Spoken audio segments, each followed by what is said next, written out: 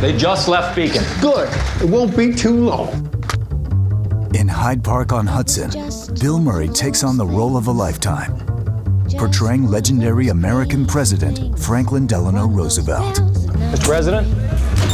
Just one of those things. Bill is understandably perceived as a comedian, but he's first and foremost a wonderful actor. He catches the spirit of FDR and even the look, which is quite uncanny. So nice of you to come. Mr. President. Forgive me for not getting up. It's not like Dr. Peter Brinkman or the Ghostbusters. His history was pretty much a thumbnail sketch. The history of the Roosevelts is deep and well documented, and there's a lot to swallow and a lot to digest. He spent a lot of time working on the look, working on how to speak with a version of Roosevelt's voice. We could have sold tickets for this dinner and made ourselves a pile of money.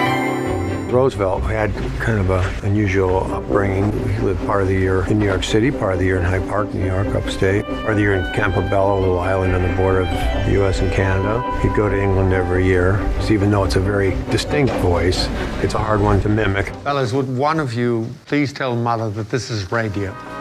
The difficulty of portraying somebody with polio was a physical challenge as well as an acting challenge. My sister had polio, so I grew up with her wearing a brace. We did quite a lot of work with calipers and crutches so that Bill could get very used to what that would be.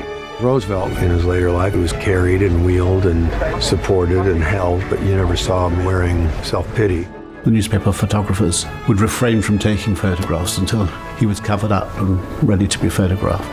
Okay, boys, take it away. The press remarkably observed this convention with Roosevelt all the way through his political career. We think they see all our flaws. But that's not what they're looking to find when they look to us. Set. Action. His car was designed to be driven without legs. It's a 36 Ford Phaeton. There's that Greyhound symbol on the front. This is the throttle right here, and this is how he operates the gas. This pedal here is arm operated. You lock on this bar here and you press the clutch, and if you pushed it all the way down, it hits the brakes. So I had to practice driving this thing around on the lot trying to power shift. And I ground the gears a little bit. For a guy who's chained to the desk and chained to the job like he was, you know the feeling of getting in a convertible? All that freedom on your own property in a convertible, leave the Secret Service and the police behind you, and just roll. He's famous for scaring the daylights out of people like the King and Queen of England. When they're used to be driven practically hearse speeds, always at 15 miles an hour so people can wave to him. But driving like this and shifting, doing it all with his hands. You too comfy back there? Yes, thank you.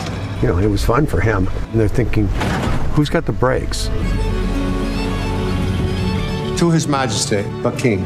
Bill Murray playing FDR. He is entertaining and surprising. Daisy, what a rad trick. It's amazing to watch anyone really push themselves into a precarious situation in taking on a part.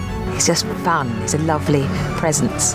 He keeps the whole thing bowling along. The thing I've enjoyed enormously is doing a two-handed scene with Bill Murray, which is one for the grandchildren.